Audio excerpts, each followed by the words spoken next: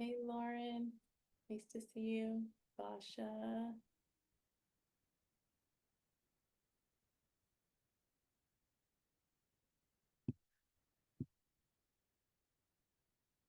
We'll get started in a moment, letting people in. Feel free to say hi.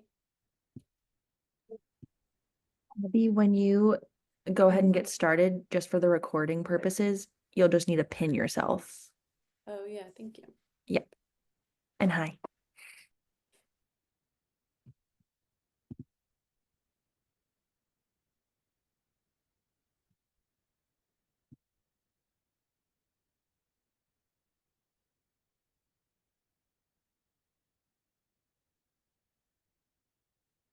Marley's here.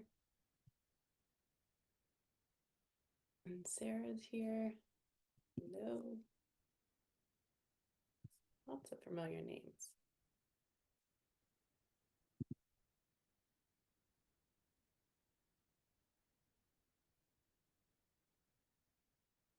All right, we'll give people one more minute.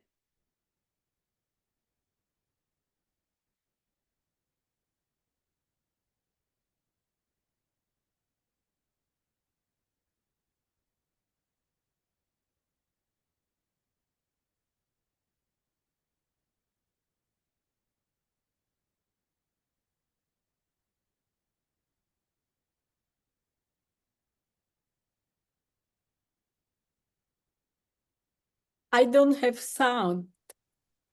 You can't hear me? I think everyone else can hear me. So I think it might just be you, Basha.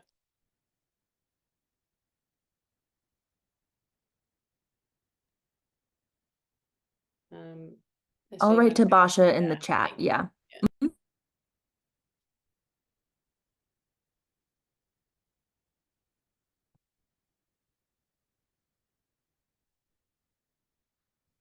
All right. Welcome, everybody.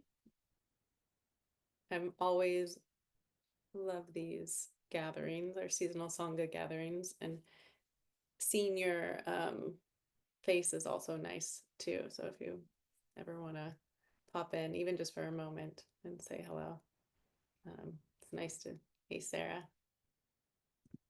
Nice to see people. Susie and Catherine. Long time no see, Catherine. All right, and pin myself.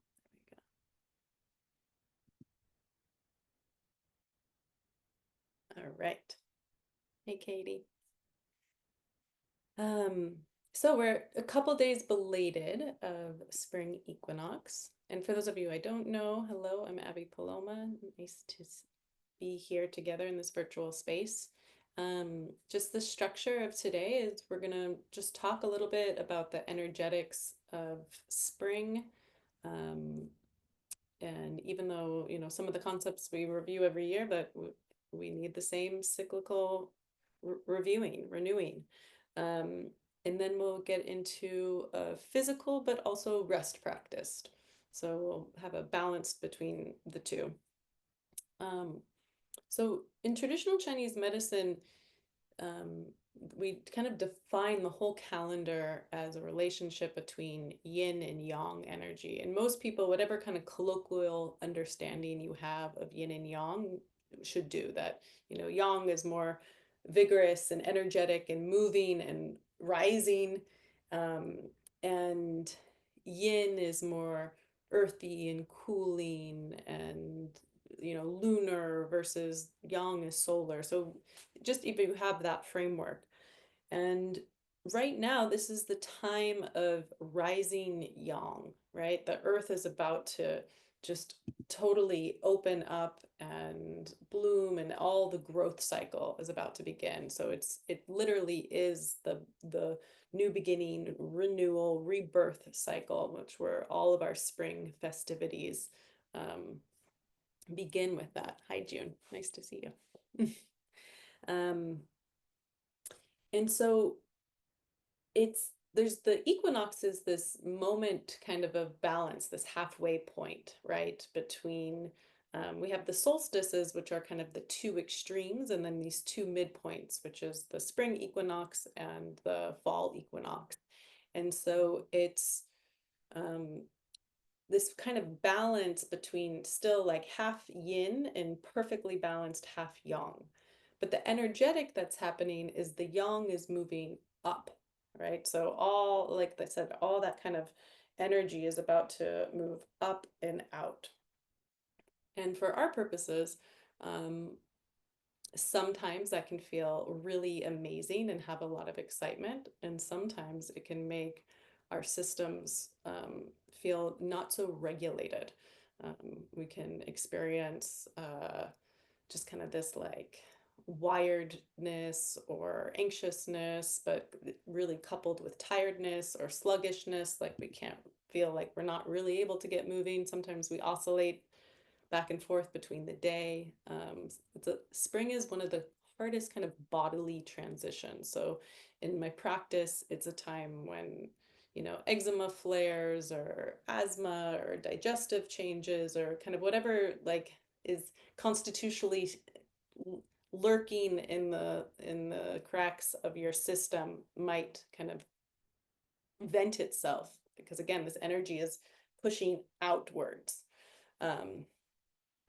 So when we're just going to think about like kind of like the energetic before we get into like the physical or, you know, herbs or diets, but it's a time I always love making you know, metaphors to what's happening in the land, or what I say garden life. And in garden life, it's a time of pruning, right? Yes, we're starting seeds, we're starting you know, our intentions, but it's actually a time of thinning back, pruning, and what I would say is clarifying intentions, you know, choosing what we want to grow in with how we want to utilize this robust energy that's about to be free and available. So if we just think of like solar energy that is we're about to get a lot more warmth, we're about to get a lot more light, and you know, the ancient texts also talk about the wind. So, you know, the wind that's bringing in the new seed, which is also, as we know, a renewable source of energy. So how do we channel and use these free energies to support our vision, to support our intentions?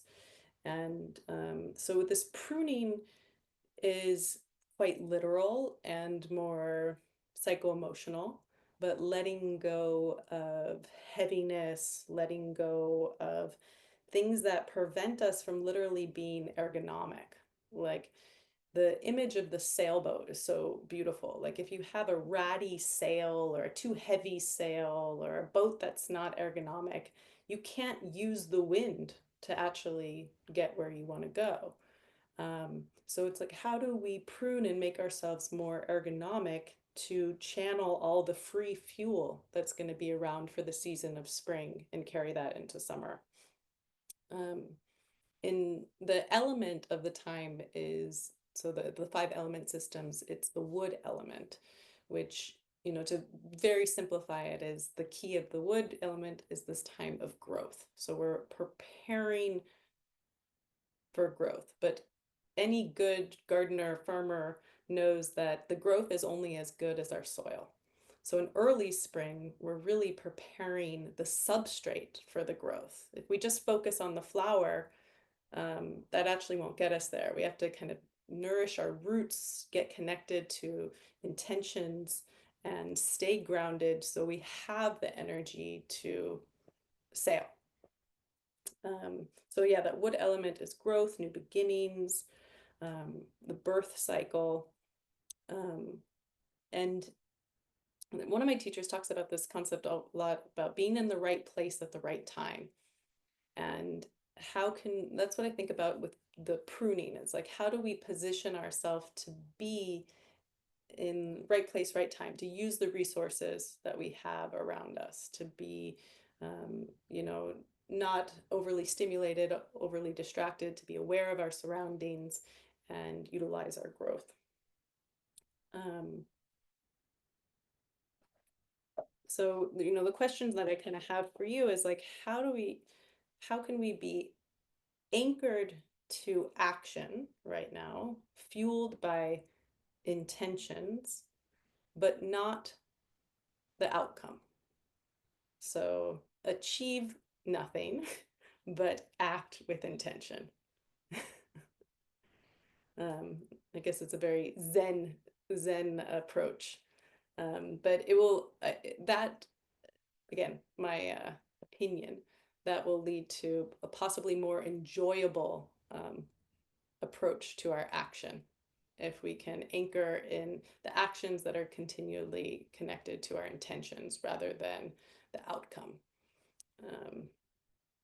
And so the best way that I can help you and advise you in spring to circle around this is what I would call a simplification process, or AKA a cleanse. So in a couple weeks, starting on April 9th, I have my annual cleanse program that's coming up. It's the starting April 9th and then the following 2 Wednesdays.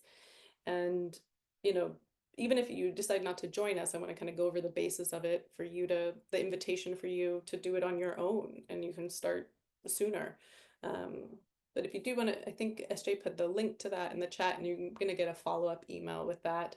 And I'm going to send out a code for you guys as well, so you can get a pretty nice discount on that. But like, choosing, you can choose from so many different lifestyle patterns of simplify, but not trying to do everything all at once. It's maybe really just trying to pick one aspect or one pattern that you want to simplify. So maybe that's diet, maybe that's screen time, maybe that's general kind of consumption. If there's something that you feel like, that's out of balance or overly consumptive. Maybe it's simplifying by centering around a certain mindfulness practice or committing to a meditation practice, or maybe it's simplifying around a morning practice. So you're not trying to do all different things, but you can actually pick one thing to focus on, like a 10, something achievable, a small morning practice every morning to set a rhythm. Or maybe it's introducing herbs to help your body cleanse and detox. So some of my 2 favorite herbs, if you're kind of doing this at home this time of year, are nettles and dandelion. Nettles are great for allergies. They're also really good for building the blood. So again, we're nourishing the roots of our system to have more substrate for the season. And dandelion is a great, really gentle detoxifier. So it moves the liver. It helps actually, it can help sometimes regenerate liver cells and also move the fluids. It can be a diuretic and actually move excess water, help move the lymph and flush out through the body. So in addition to the cleanse, I also have a herb bundle that is on the same link. So even if you don't want to join us for the cleanse, I have a tea and a tincture that I've kind of designed for the springtime. And then, the last thing, I wrote about this in my last newsletter, but the early spring where we are now, we're trying to get, crawl out of winter and learn how to set a new pace. And so the pace is kind of this, what I call like sprint and rest. So move and rest. And too much too fast is the equivalent of blooming at the wrong time and then being nipped by frost too early. And, no, we don't want that, right? If anyone, like last year, there was a really late frost and we had a not so great fruit season upstate New York because all the little blooms got nipped. So the best way to understand that rhythm is to contrast it to later spring, which is more that marathon rhythm. Like, what is the rhythm that you can sustain the whole day of like working at? But right now it's like short bursts and then retreat, short bursts and then retreat. We're trying to attune what activity feels like again, rather than overly drain ourselves early on, because that will not lead to a fruitful summer. We want that more abundant, fruitful, and after the solstice is the more laziness, where we can relax into what we've achieved and built and all the patterns that we've set in motion. for the spring. Any questions, comments, inspirations before I move into practice? No?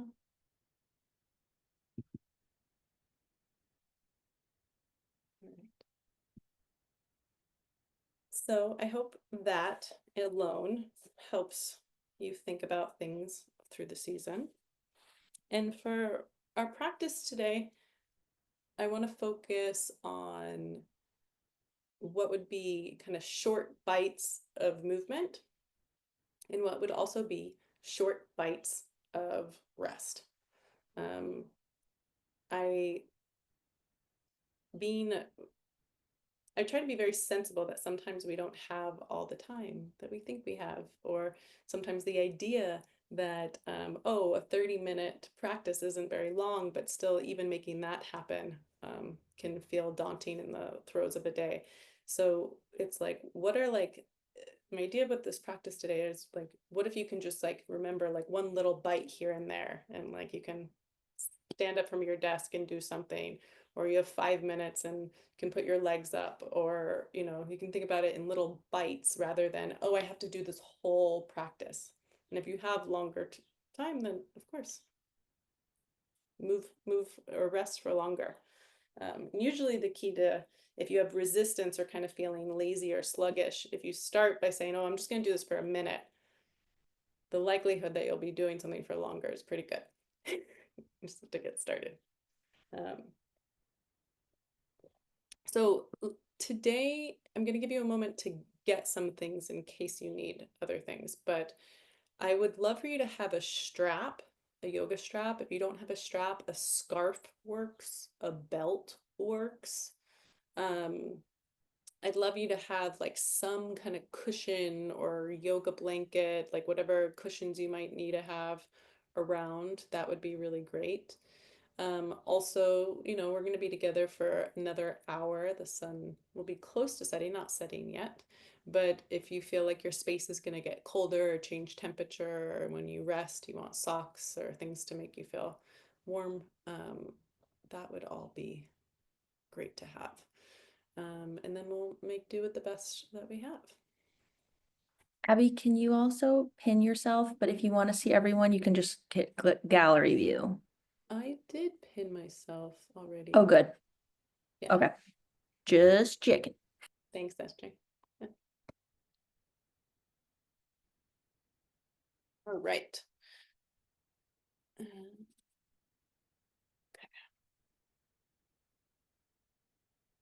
So we're going to start practice, and one of my favorite ways to start practice is in kneeling position, Vajrasana, and opening the top of the feet. So you can actually come to your feet and spread the toes, press into the toes, press into the tops of the feet.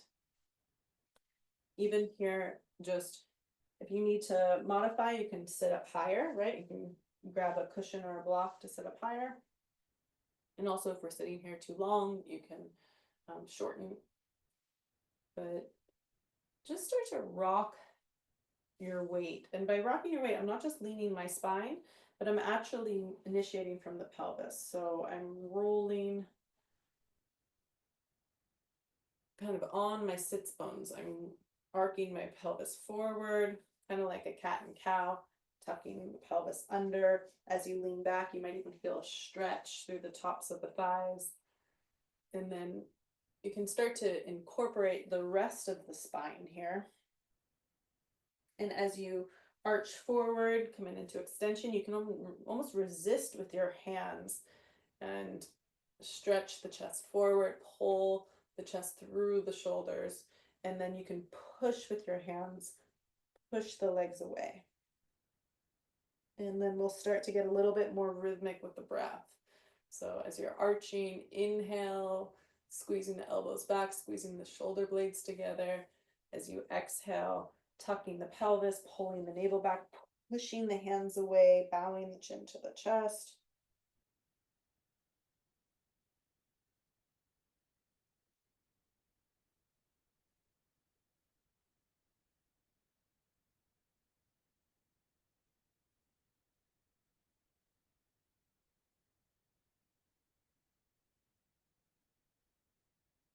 In addition to possibly breathing deeper, also just observe how your body wants to breathe.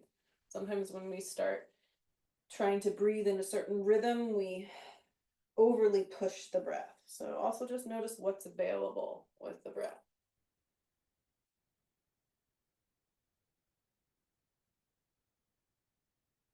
Okay, we're going to take this action one step further by incorporating a little bit more of a shoulder stretch. So cross the elbows and we'll do the right elbow on top.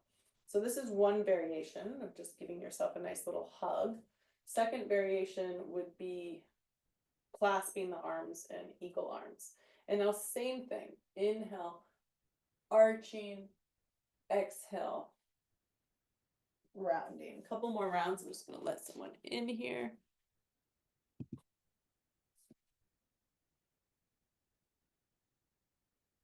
About 3 to 5 cycles with this variation with the right arm on top.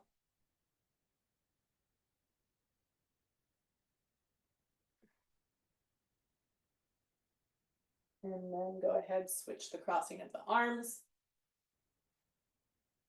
You can feel like you're kind of spreading the shoulder blades away from one another as you press the palms together if you're in the full eagle variation.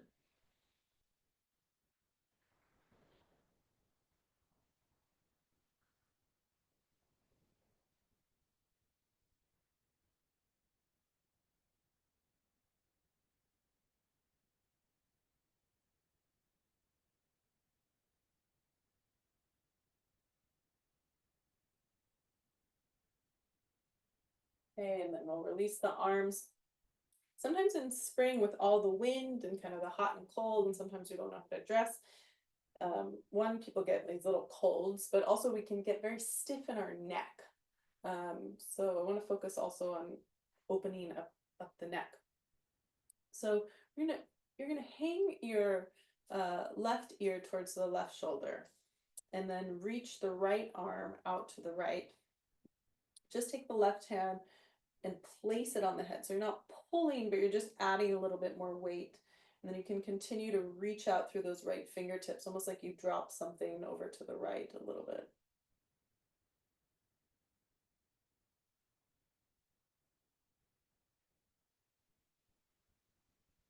And then we're going to change the position of the hand that's on the head. Place the hand on the head more at the back of the skull. Bring the chin a little bit down to the chest and then push the back of the skull into the hand. You might feel the stretch a little bit more posterior, kind of behind the neck. And then go ahead, release both hands, draw the chin into the chest. And then we're just going to move chin to the chest, shoulder to shoulder. So you're really going from this kind of lateral rotation, side to side, not lifting the head up. And then bring the head back up. We'll switch sides. Right hand leans on the left ear. Again, not pulling, just waiting. Left fingertips reach out to the left. Notice if one side feels a lot tighter than the other. Just interesting how asymmetric our bodies are. Not good, not bad, just noticing.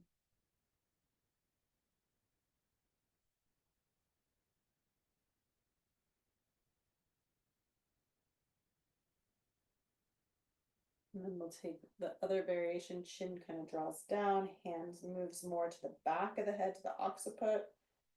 And it's almost like you're trying to make a double chin. Like you would never do it for a photo. But draw the head back into your hand.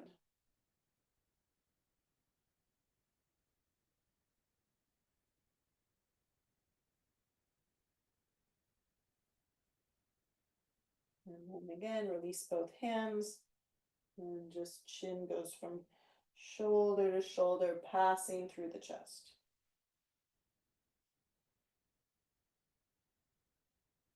We'll come up, and for some of you, you have not forgotten that we are on our shins and your feet are speaking to you. So we'll come up to hands and knees just for a moment, tap the top of the feet. And you guys can stay oriented where you are and just I'm switching for your view, tapping the top of the feet, and then tuck the toes under. Again, stretch the toes. And place the knees down. So this is a lovely thing to do for anyone who wears shoes. And if you want a distraction while you're doing it, you can do, or let's just do 3 hums.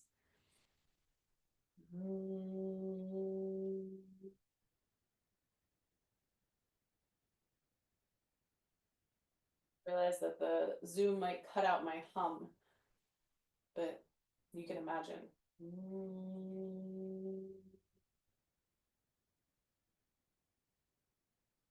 More.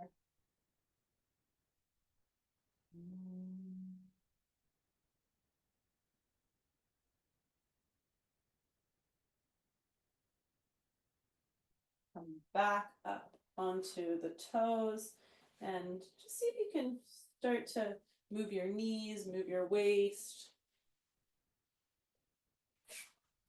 I'm going to get myself oriented a little bit differently for you. And now my heel of one foot is off. This thigh is parallel and this heel is down. So I'm kind of like in this little perch.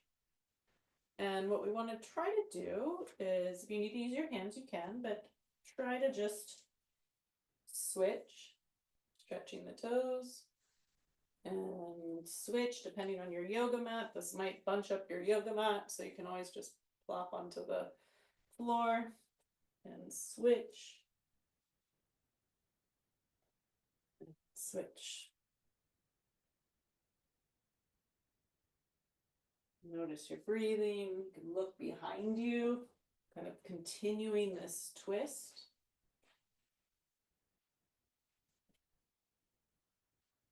Passing through this little squat.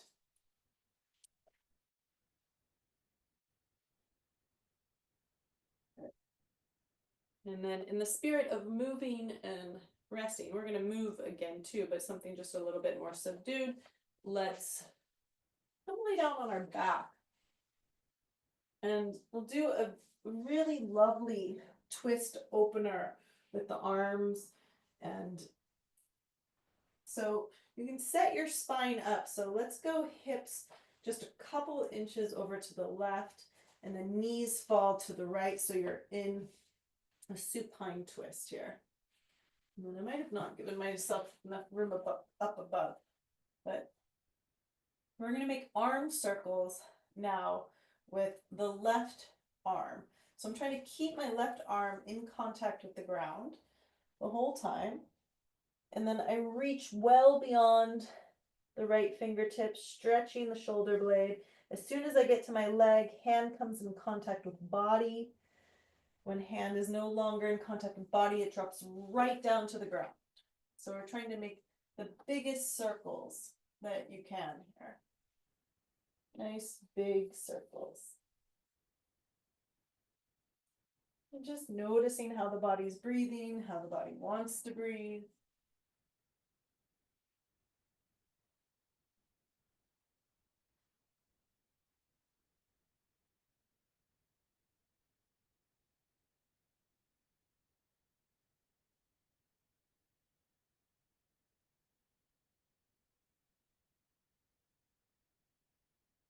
And then reverse the direction of the circles. So feel like you're reaching from the shoulder, from the armpit, from the ribs of the spine, stretching across the spine.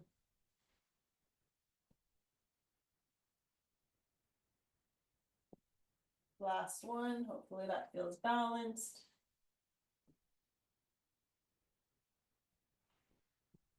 And then open up into the twist. Let's take about 5 breaths here.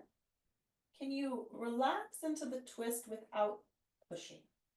So not trying to squeeze yourself more, not try to press your hips down, not try to press the shoulders down. Find a position where you can actually just be in relationship to gravity as you stand.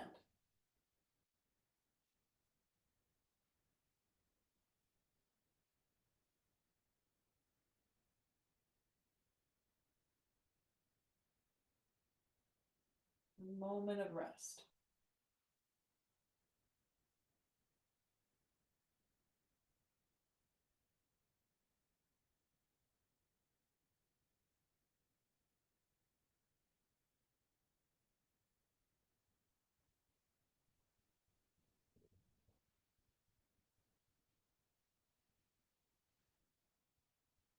And then we'll untwist by bringing the knees into the chest. See if you can really find the curve of the back body. So you're fully tucking the pelvis under, trying to pull the navel back a little bit, ground the ribs. And then as you ground the ribs, you can draw the knees towards the forehead, the chin into the chest. Make a very compact shape here. Feel what it feels like to breathe into the thighs, or feel what it feels like if the thighs feel far away from the belly.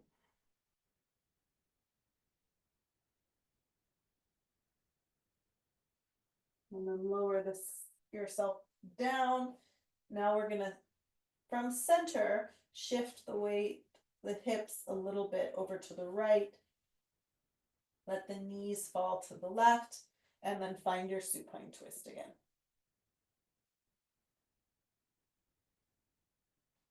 And then we'll start with the right arm. We'll first circle it up and over, stretching out of the armpit, out of the shoulder blade, reaching well beyond the fingertips, hand in contact with the ground, jumping to the legs, then right back to the ground.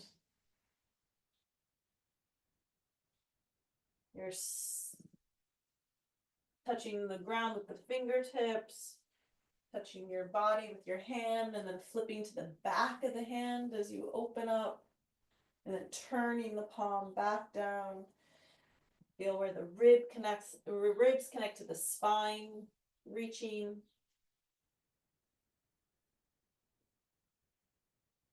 Big circle.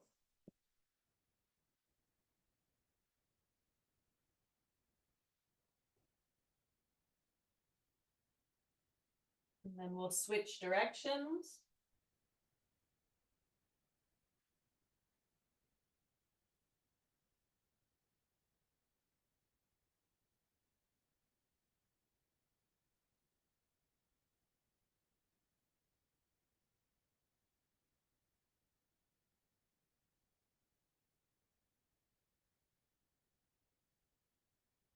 One more.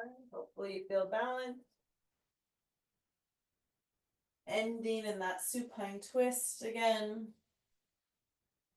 Put yourself in a position where you can just be receptive to gravity. No extra effort to push yourself into the pose.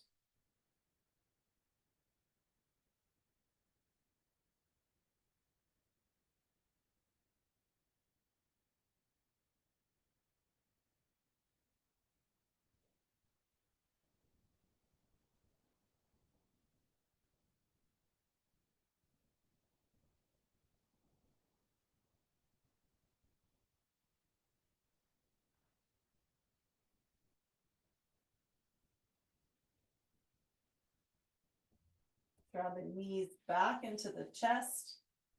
Get even on the spine. Try to anchor down through the back lower ribs. Maybe even hold onto your feet this time. And make this small little shape. You can even start to rock a little bit side to side and hold onto your feet or your shins.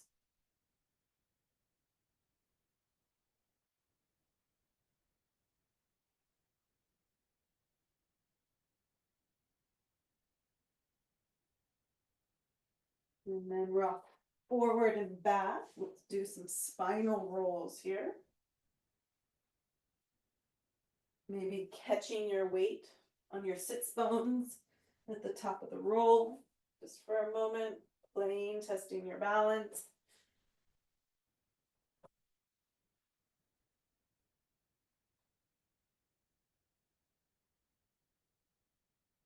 Then we'll cross the legs. And let's come into downward facing dog.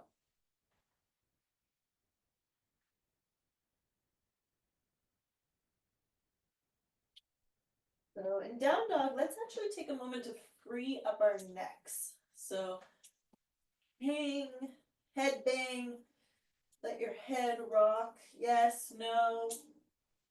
You can even invite a little bit of a wave movement with the neck. For some reason, in this position, I always imagine earthworms tilling the soil.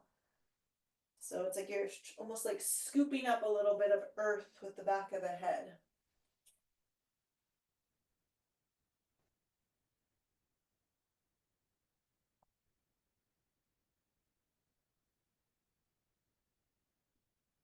Free out the neck, shake out the hair.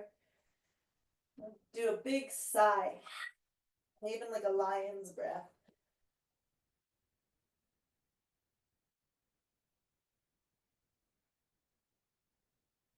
Start to paw your hands left and right. So just maybe pick up the left hand for a moment, pick up the right hand for a moment, stretch out through the pads of the fingers. And then as you shift to the left foot, move the right hand forward. As you shift to the right foot, move the left hand, that little contralateral. We're shifting, shifting, shifting till you end up in a forward fold. And in your forward fold, rock to the toes, lift the heels. Rock to the heels, lift the toes.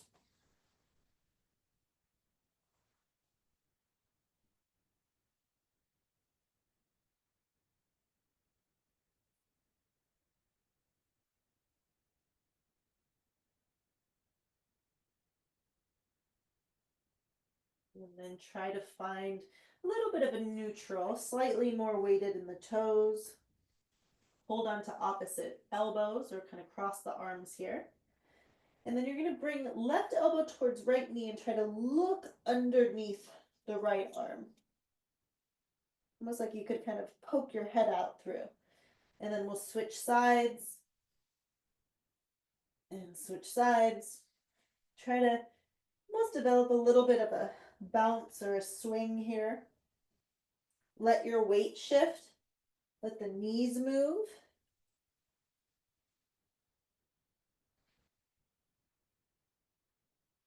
Let that rhythm slow down and take that swinging back to pawing yourself forward, down dog, and then weight shift your way back, weight shift. Now I'm bending my knees a little bit more. And then we'll go back, back, back. And a couple times, just pawing yourself forward and back.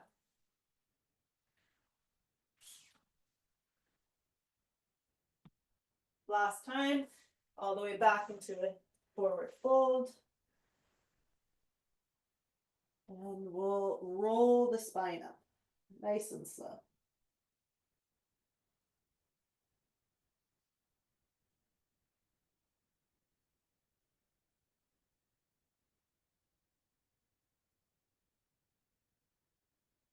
Let yourself come to a standing position.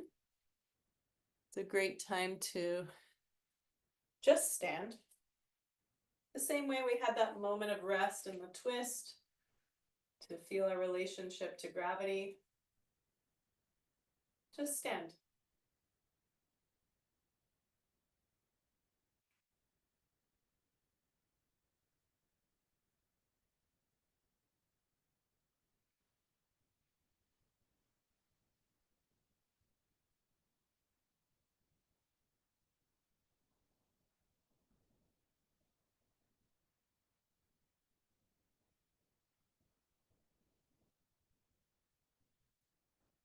So this next sequence we're going to do is a series of movement swings, which are really lovely for lymphatic drainage. Again, it's something that you can do anywhere, which I love.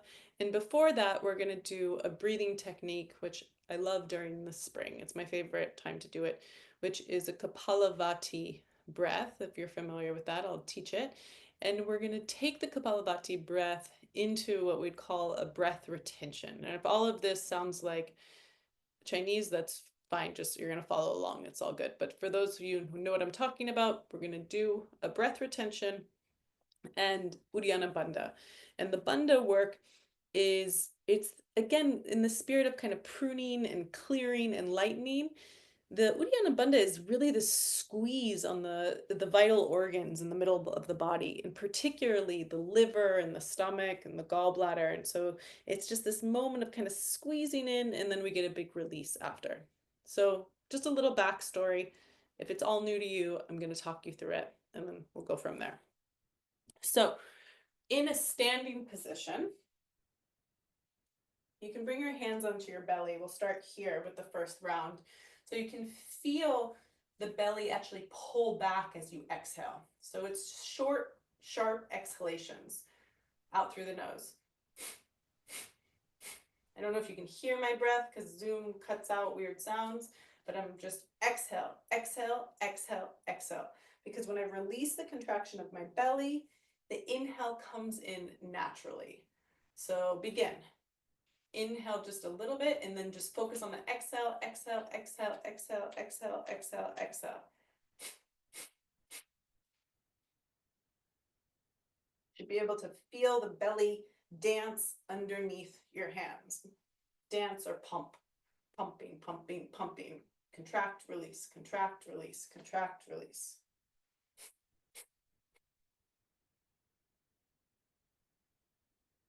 And last time, this time we're going to exhale all the air out. Bring the hands onto the knees. Exhale all the air out, bend the knees. You're going to stay empty, but press the hands into the thighs, tuck the chin, and you're trying to scoop the inner bellies, all the organs, up and under the rib cage.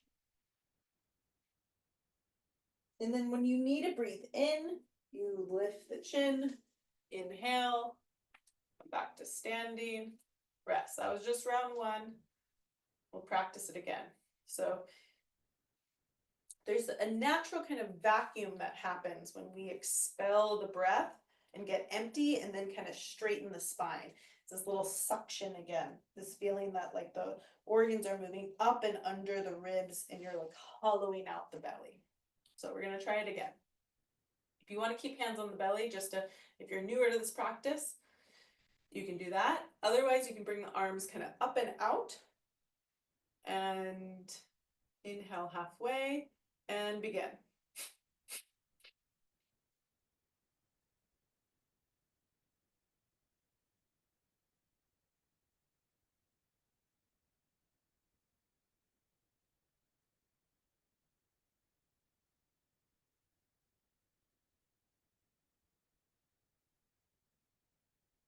Five, four, three, two, one. Exhale all the breath out.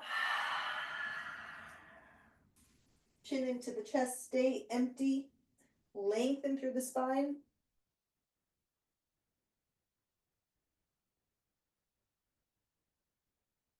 When you need to breathe in, release.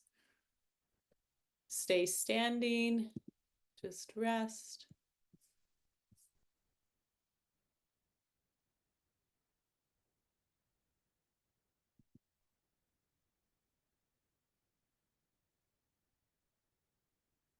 We'll go one more time, third time's the charm, especially if this is new to you.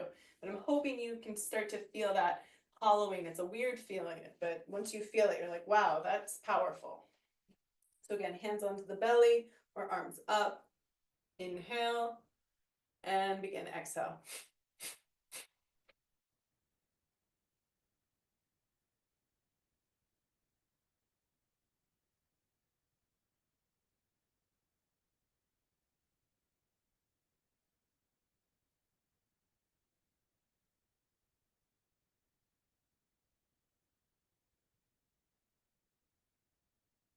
5, 4, 3, 2, 1.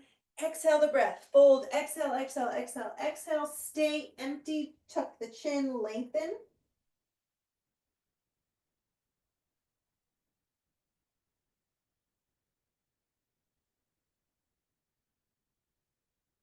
Release when you need to release. Coming up and resting.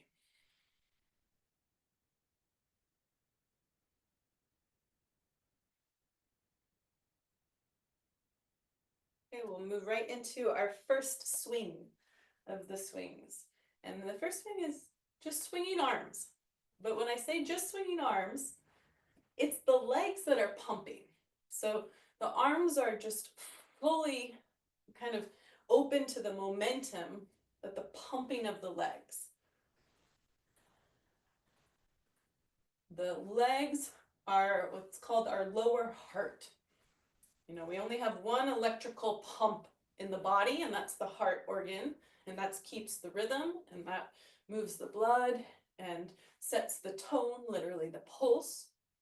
But without the legs, without the pulsing of the legs from our action, from our walking, the fluids would not be able to return to the body just by the heart alone.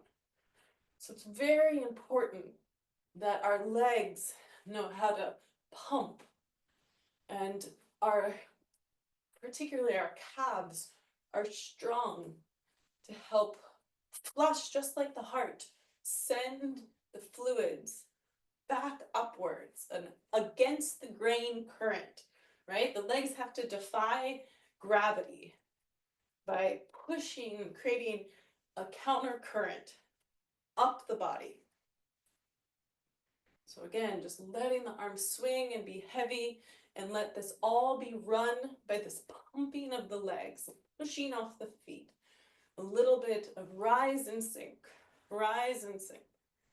And you stay, I'm just going to show you, but I'm staying very upright, right? I'm not letting my body fall forward. You should just stay upright, and it's just the legs, and the arms are swinging. My centers of gravity are staying intact. So 3 body weight centers, the head, the chest, the pelvis are staying. This is great to have in your back pocket. If you need to just get up from your desk during your work week, move a little bit. It's something rhythmic. And then we'll slowly bring that down. Let it peter out.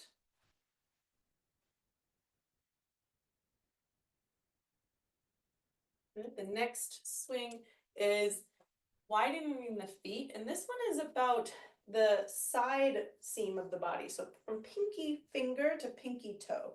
And it's also a rise and sink happening from the legs, but it's also a twist. So we're gonna sink and lower and reach across the body, and then lower and reach and rise, lower and rise, lower and rise. I'm really trying to twist across the body, twist across the body, twist across the body.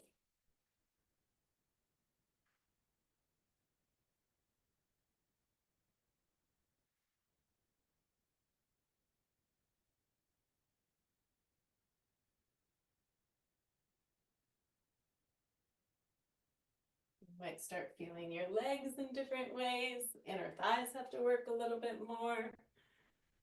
You can always slow down if it feels too much too fast, right? You can also speed up.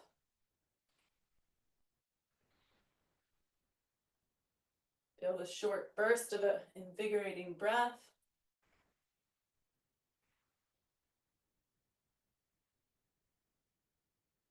If I have a little bit more time with the swings, sometimes I'll do a minute or 2 per each swing, which is nice and also challenging.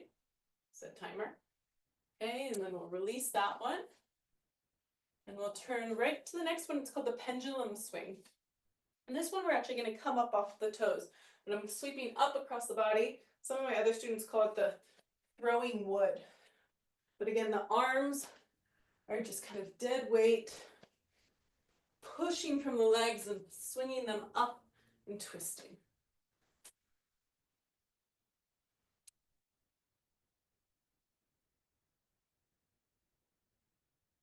Reaching all the way across the body, from pressing out of the legs. Almost like you could leap, but don't.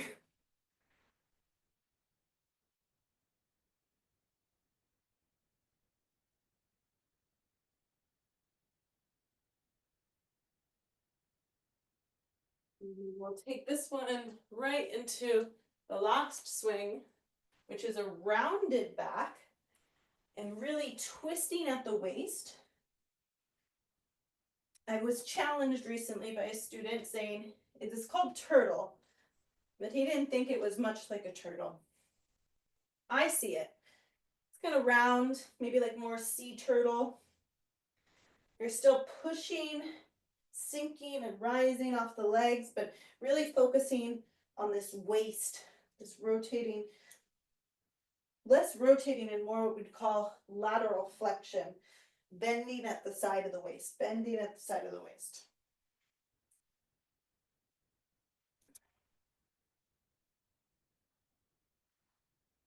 And then bring that up and we'll turn it right into the last swing with the feet are planted, rotational embrace.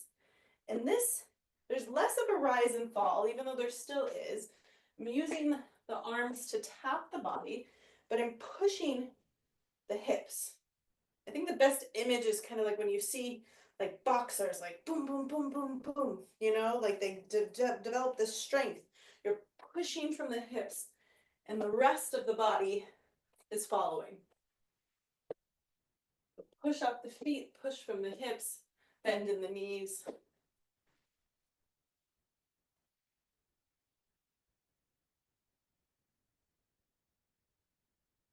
Look behind you, look behind you, look behind you.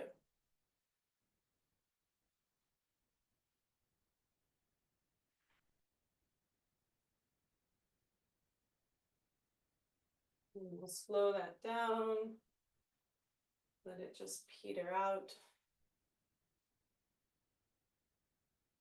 Back to standing. Feel all the surging energy moving through the body.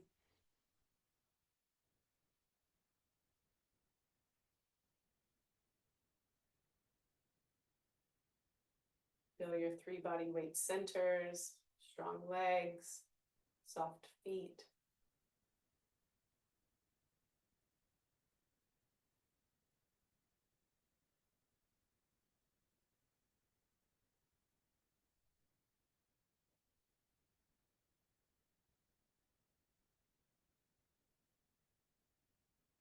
Right. And now we'll come back to lying down and I want you to grab your straps.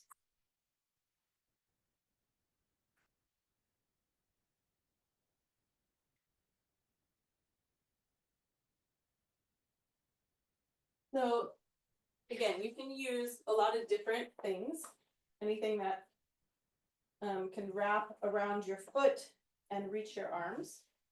I have, if you do have a yoga strap, I make a big loop with my yoga strap and then I fold that in half. And when you lie on your back, take a moment to just center your spine. I'm going to put my right foot in the center of the strap, not on the buckle, but so the 2 sides fold down. So again, this is a little bit of a pro move, but I have these like handlebars where I can hang my hands from rather than gripping onto the strap, which again, if you don't have a strap like that's totally fine. You just hold what you got. And then we'll lengthen left leg on the ground here.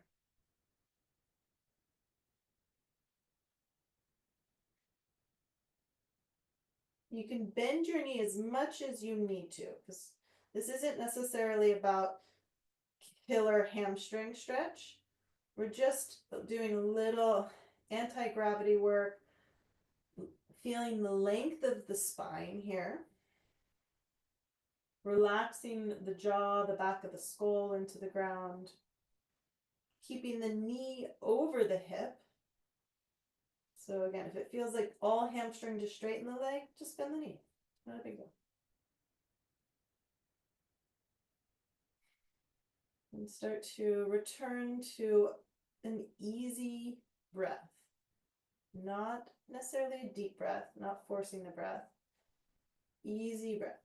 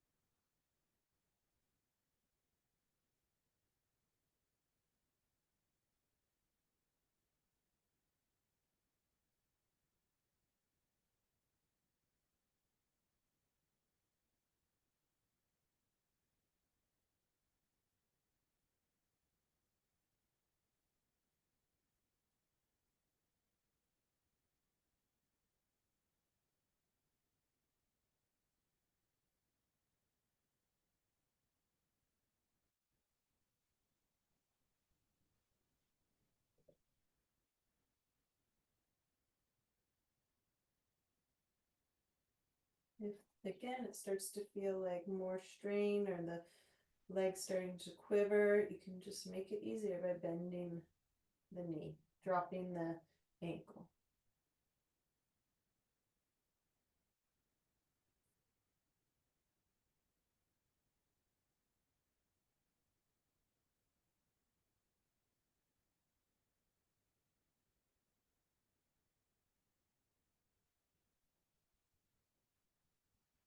And then we'll remove the strap,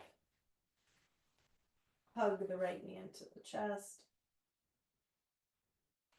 release the right leg, feel the difference from side to side. I find it quite profound after doing that for a couple minutes like we did.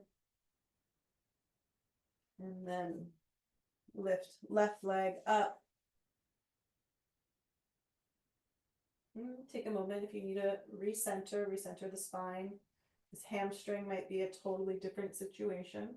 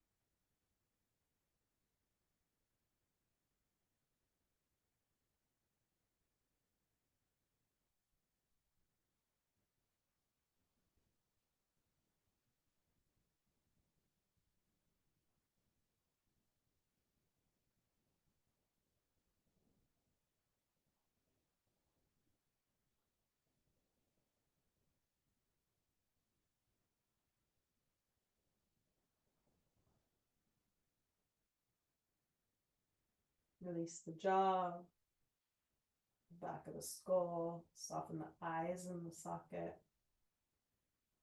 Feel the weight of the pelvis.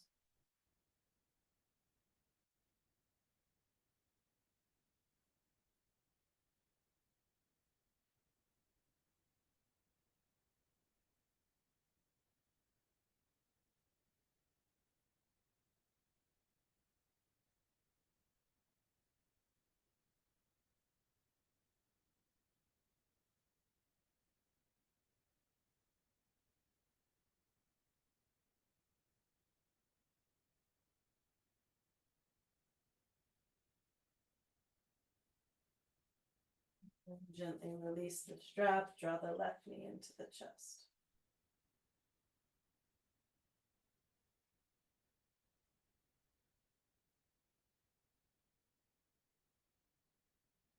Moving the strap to the side.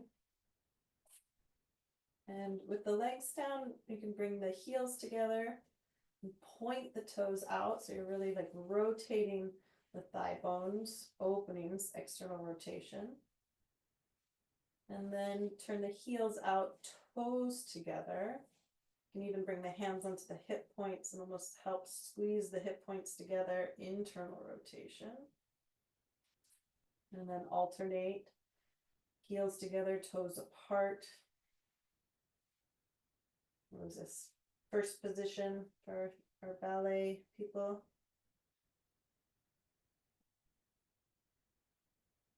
And then toes together, heels apart.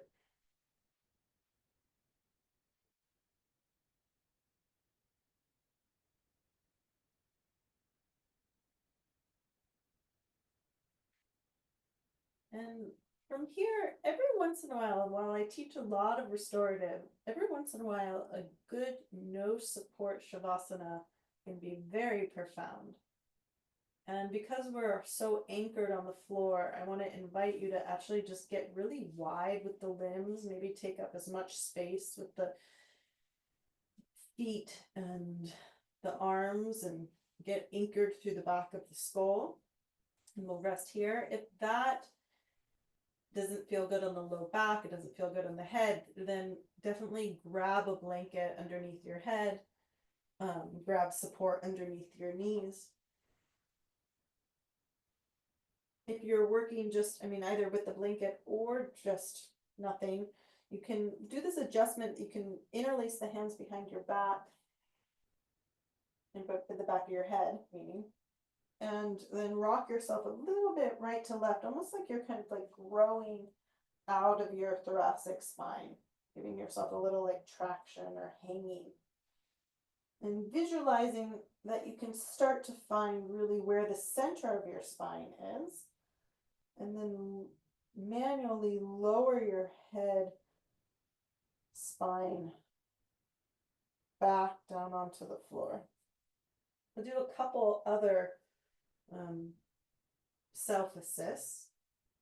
You can take the heels of the hands, the bony parts of the hands, and you're going to press them right underneath the eyes, so right on the cheekbones. And it doesn't have to be a lot of pressure, but almost just helping to sink and also block out the light for a moment. Some people, when we close our eyes flutter a lot. Just sealing off, feeling that pressure on the cheekbones.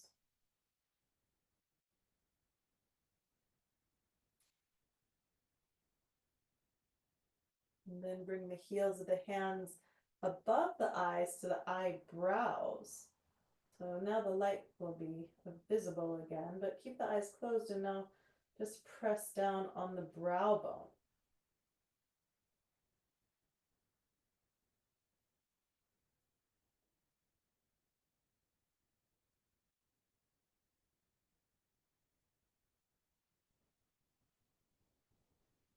Release the heels of the hands. Now bring the index fingers to the corner of the eyebrows and just press into the corners, the corners, sorry, I'll be more specific. If you took from the inner eye up to the beginning of the eyebrows, so right where the eyebrows begin over the corner of the eye.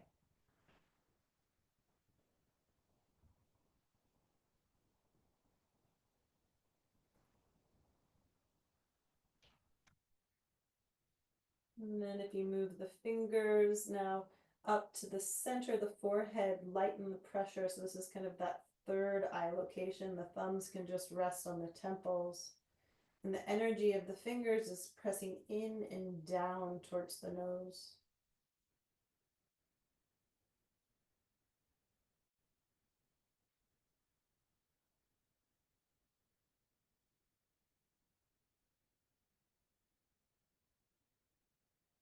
And from that center point, now we'll spread across and rub across the eyebrows. So you can do that a couple times. Go back to that third eye and rub across the eyebrows.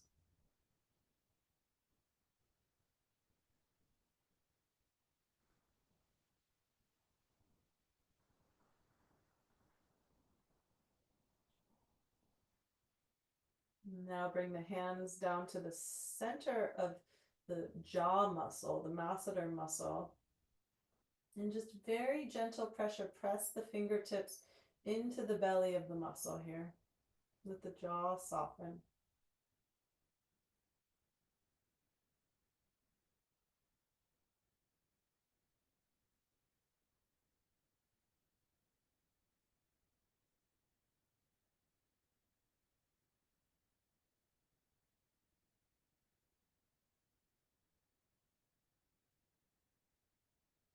And then release the hands either somewhere on the body or again back out into that really open shape. And give yourself this time to rest. It's so rare we give ourselves this time. I will be the keeper of time and I will bring you up, but please surrender to this next few minutes of rest.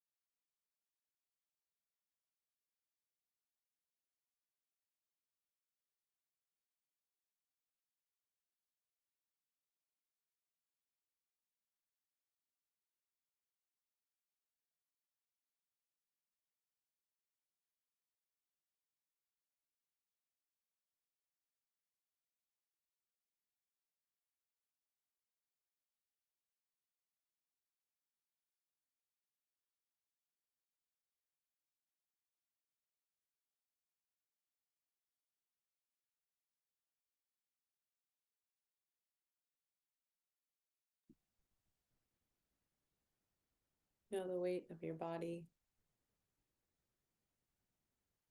Feel the softness of your breath.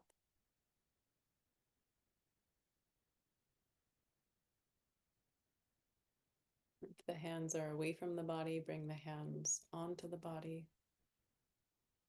Feeling the rise and fall of the breath, just that central rhythm.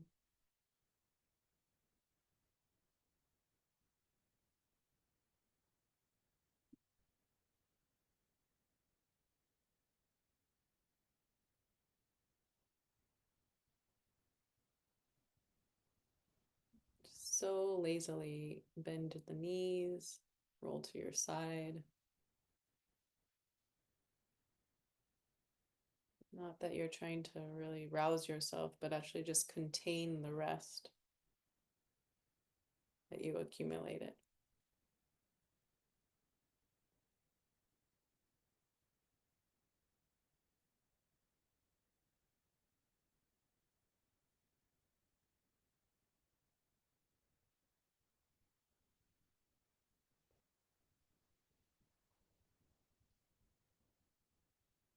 And then press yourself up to a seated position.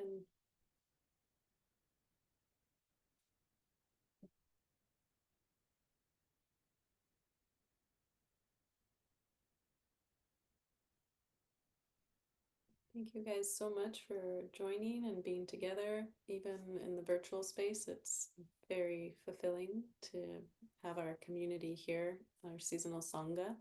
So thank you for being a part of it. And I'm wishing you renewal and rebirth and new beginnings and staying close to your intentions and allowing your actions to be fueled by your intentions without achieving anything. All right. Thank you. Guys. Happy spring. And hopefully I'll see you in the cleanse or later this year. Thank Thank you, you. Abby. Thank You're you. welcome, Catherine. Thank you, June. Thank you. Thank you. You're welcome.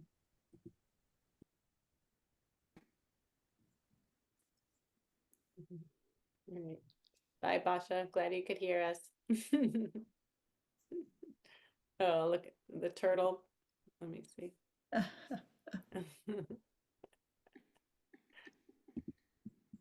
I can't leave.